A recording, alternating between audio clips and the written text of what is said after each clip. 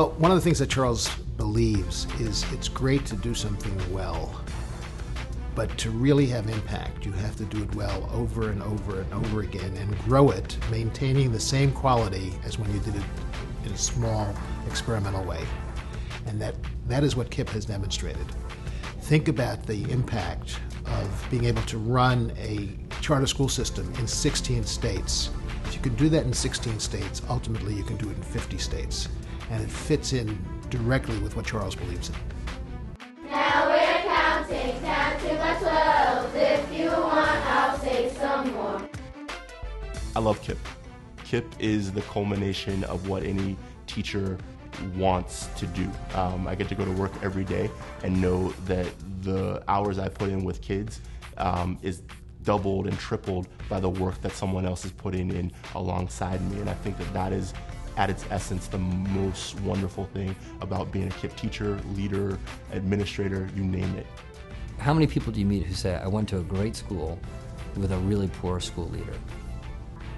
It just doesn't happen. And so, again, going back to the two guys we're honoring today, Mike and Dave were ahead of their time, not just in thinking about what they were doing for kids, but in recognizing that the lever for growing what they were doing was in finding great people to open new KIPP schools. They didn't get confused that it would be a curricular breakthrough or a technological breakthrough. They were very clear. If we find the right leaders, most everything else will fall in place. I want to go to Phillips Academy Andover, then Cornell University, and then open my own KIPP school in Puerto Rico.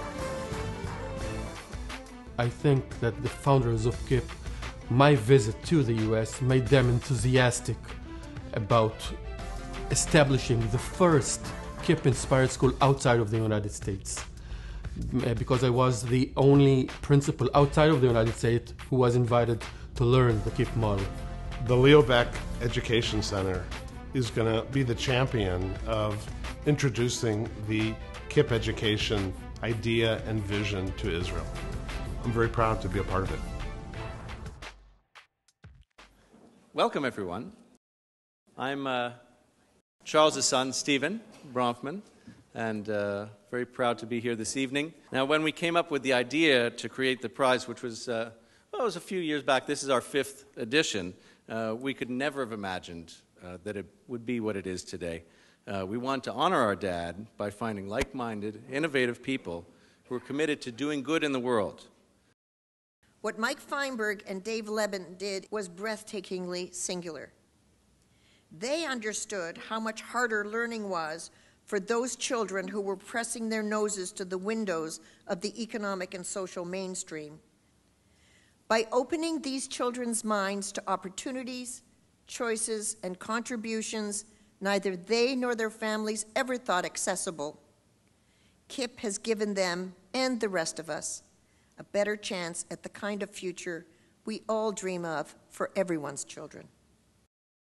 Those first 1,000 kids going through 4 years of KIPP have gone from the 32nd percentile to the 60th percentile in reading, and from the 40th to the 82nd percentile in math.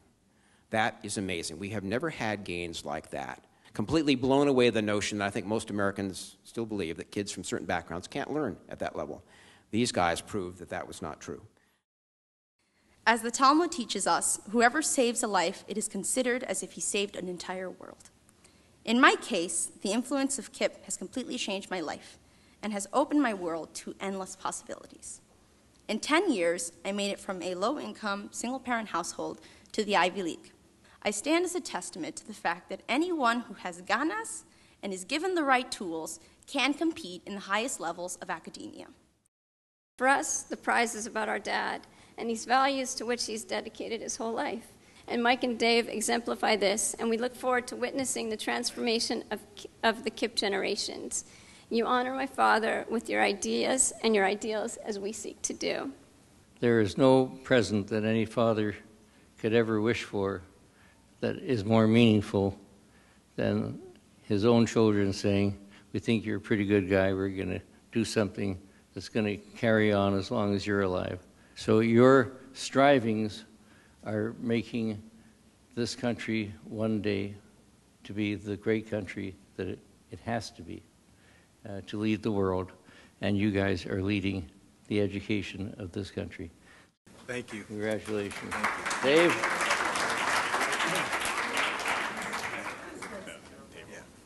At first I get to go like this. All right, so you go like this. Thank you very much. Congratulations. God bless. Charles, thank you. At 70 years of age, the family gave my grandfather this watch that to symbolize the fact that when he was 21 years old, he had to sell his bar mitzvah watch in Europe to afford a ticket to come to the United States to try to achieve that American dream. And I think now 3 generations later in the United States, it's up to his descendants to change that can, one word. Yes, we can build a better tomorrow, so now we will build a better tomorrow. And not just for our family, and not just for the children in Southwest Houston, for the children here in South Bronx, New York, for the children in Canada, for the children in Israel, and wherever else there's a need to prove that zip code doesn't determine destiny, and together we all will build that better tomorrow. And I guess that's what KIPP means. It means keeping the promises that are made to children, both the explicit promises that are made every day and the implicit promises that children expect of their parents, of their teachers, and of a society at large. The papers are filled with thoughts of the recession. But the reality is, as the Bronfman family has demonstrated, and as all of the KIPPsters demonstrate every day, there is no recession when it comes to the heart. And there is no recession when it comes to generosity. So thank you very much.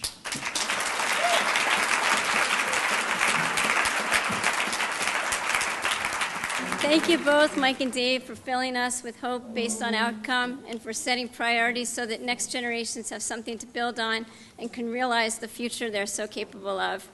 By recognizing KIPP's system, approach, and accomplishments, we want to shine a spotlight and encourage the world to rethink education policy and to expand this model.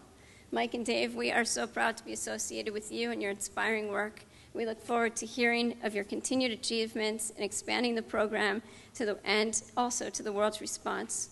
We know that your work will continue to inspire and challenge others.